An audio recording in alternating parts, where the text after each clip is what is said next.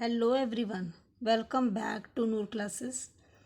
Today in this video we are going to do exercise 3.3 question number 2 का second part. Right? अब इसमें हमें x, y और z की वैल्यू फाइंड आउट करनी है. तो this is the parallelogram which is given to you, but इसके नेम नहीं गिवन. तो आप अपनी मर्ज़ी से इसकी नेमिंग कर सकते हैं. तो लेट सपोज मैं यहाँ पे इस पॉइंट को दे रही हूँ name ABCD. So ABCD is a parallelogram.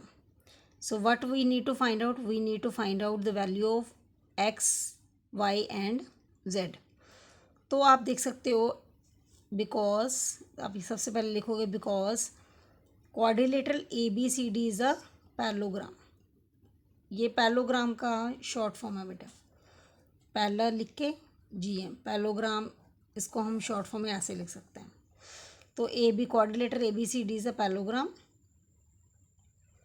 So angle A plus D is equal to 180 degree because interior angles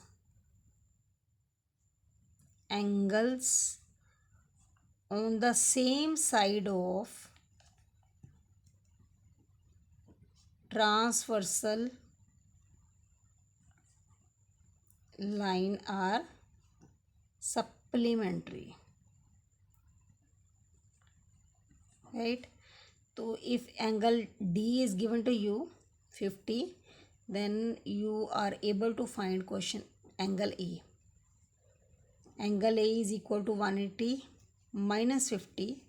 Angle A will be 130. Right? Angle A means x.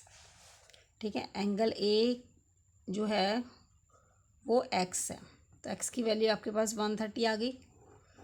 अब क्योंकि ABCD एक पैलोग्राम है तो angle x जो है वो y के भी इक्वल है, यानी कि angle A is equal to angle C because opposite angles of parallelogram are equal.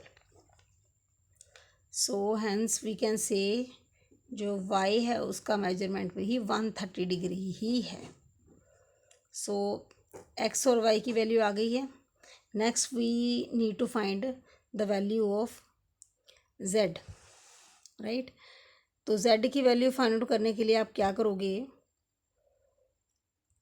तो z की वैल्यू फाइंड आउट करने के लिए हम करेंगे, यहाँ पे देखेंगे सी, अगर आपका d एंगल ये वाला 50 है तो इसका ऑपोजिट एंगल भी 50 होगा.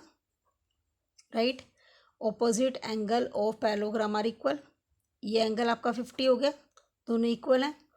अब 50 plus Z, right, 50 plus Z will be 180 degree because of linear pair. LP means linear pair.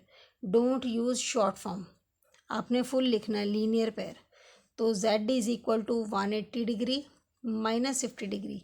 तो measurement of angle z is equal to 130 degree. Right?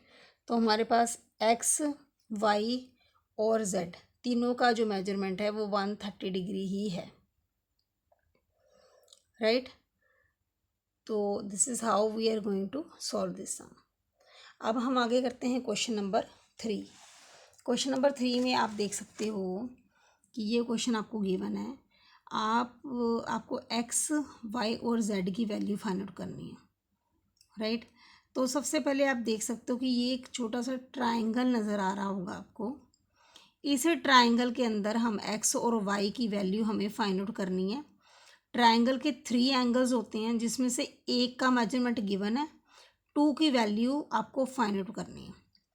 अब आप ध्यान से देखोगे तो x की वैल्यू आपको ऑलरेडी गिवन है, क्योंकि x ये वाला जो मेजरमेंट होता है, ये वाला एंगल ये शो करता है 90 डिग्री.